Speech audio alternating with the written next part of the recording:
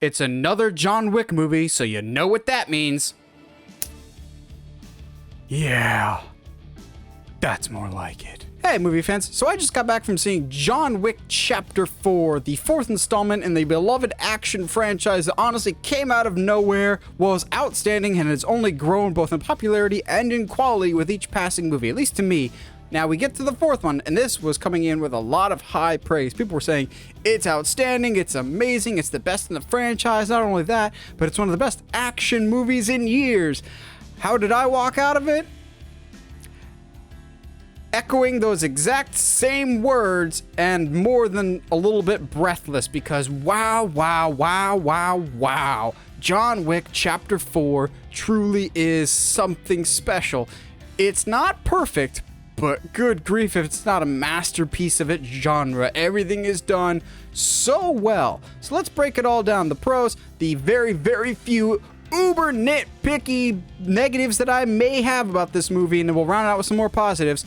Because, guys, buckle up, because this movie is a ride and a half. And I mean that literally. This movie's like 2 hours and 45 minutes. But one of the biggest positives in this movie's favor is it doesn't feel like it. This movie flies by. The action scenes just keep coming and they don't stop coming. And they're fantastic, but they're paced incredibly well. It doesn't feel monotonous or repetitive. It feels flowing the entire time, if that makes sense. But when we get breaks in the action to catch our breath, so we don't get burnt out on all of the action scenes, the little moments are incredibly well done too. It's not like I'm immediately clamoring for, oh, I want to get back to the action. It's cool. We're spending some quality time with these characters that we're introducing that I really, really like. There's some great new characters in this. Donnie Yen plays Kane, and y'all, I'm sorry, John, but you're not the most interesting character or the best character in this franchise anymore. Move over. This is Donnie Yen's franchise now. This is Donnie Yen's world. We're just living in it, because Kane is honestly the coolest character I have seen in a long time. He plays off and plays his rivalry with John Wick so perfectly. This is the best rivalry of all the John Wick movies. You understand John's motivation, but you understand Kane's motivation, and the fight between them just feels inevitable, but he has this cool factor. But thankfully, he's not the only cool character that we get to meet in this new John Wick movie. We get Mr. Nobody, also known as the Tracker. We don't get a whole lot of information on this new character, but like Kane, I'm gonna need a spin-off movie on this dude as well, because you don't fully know where their allegiance is. It's an interesting new wild card thrown into the mix for the John Wick franchise. But then you get returning characters like Ian McShane as the hotel manager, and you get, of course, John Wick in what will probably go down as his most iconic role. After 4 turns of this, he just knows the character and understands what is needed for this character.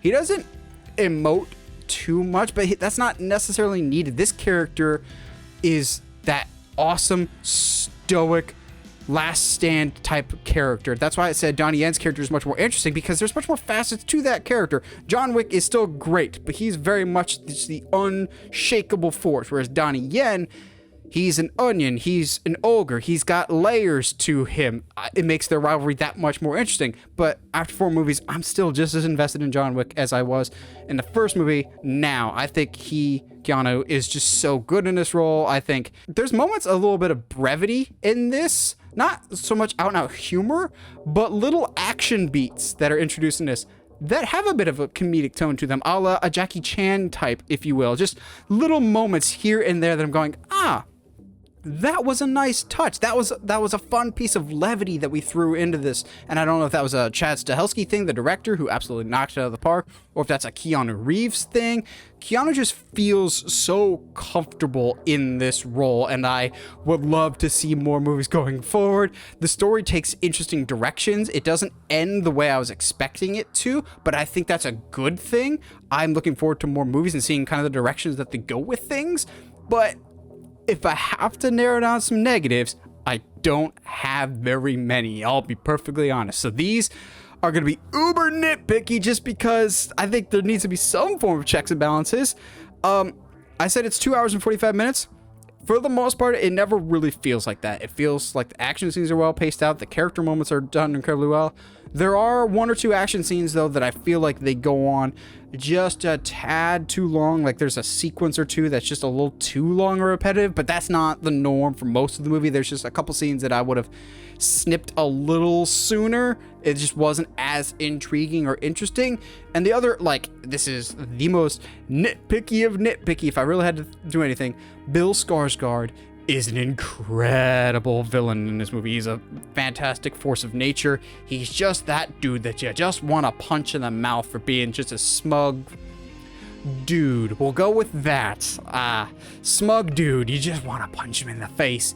My issue, though, is there are certain times with him and Scott Adkins' villain that both of them, I got some words, but not others. Like, I don't know if it was the sound mixing or the delivery of the lines could have been a little clearer. Like, I got the basic gist of what they're saying, but I think the execution of said lines, execution. Stop it. Get some help. I think execution of said lines could have been a little clearer, or like if I'm watching this at home, I might need to subtitle certain sentences. Not for the most part, but every once in a while I'm going, okay, yeah, you completely lost me on that sentence. I have no idea what you're saying. It's just the thick accents, and that could just be me being an ignorant American, but I don't know. By and large, this movie is amazing, though. And we'll round out with just a few more positives that I just really, really, really liked about this movie. I love that the first John Wick movie is essentially just a revenge movie about a dude going on revenge for the death of his dead puppy. But with each passing movie, we get more lore that proves that this franchise has a lot more depth to it than just, I shoot people. People in this movie shoot people well. It is very entertaining. Guns and nunchucks and swords and stuff. It makes me happy. But the lore in it is also what makes this franchise stand apart of like the Continental, the High Table, and we get more of that, but never an overwhelming sense. What I love about these movies is there are characters and narratives and directions that we can go that are introduced in these movies that never feel ham-fisted in their attempts to spin off movies. Like we're finally getting a John Wick spin-off with Ballerina starring Ana de Armas.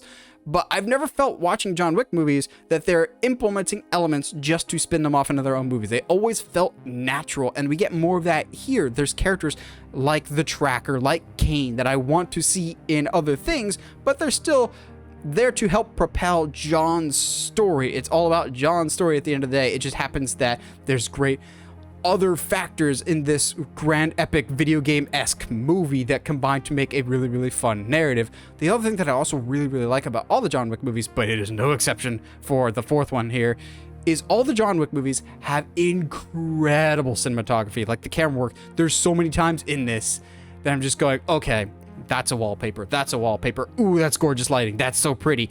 There is one action scene in particular. You'll know it if you've either seen it or when you see it, that they do things with the camera that I'm going, oh, that's clever and different. I like this from a quote-unquote different perspective. If you know, you know. This was very clever, and I loved every second of it. They keep the cinematography fresh, but at the same time, the way that they shoot things, you can clearly tell that the people in the scene are the actual actors. You can tell that's Keanu swinging the nunchucks. You can tell that's Scott Adkins doing his own thing. You can tell it's Donnie Yen. They shoot it in a way that you can clearly see the action at all times. It is clear, it's direct. It's what a lot of action movies miss is, yes, just shoot the action and then let us enjoy the carnage. The camera works outstanding in this, but there's an extra flair, an extra flourish this time around that I was just like, that hits me in my camera sweet spot right there. That's nice.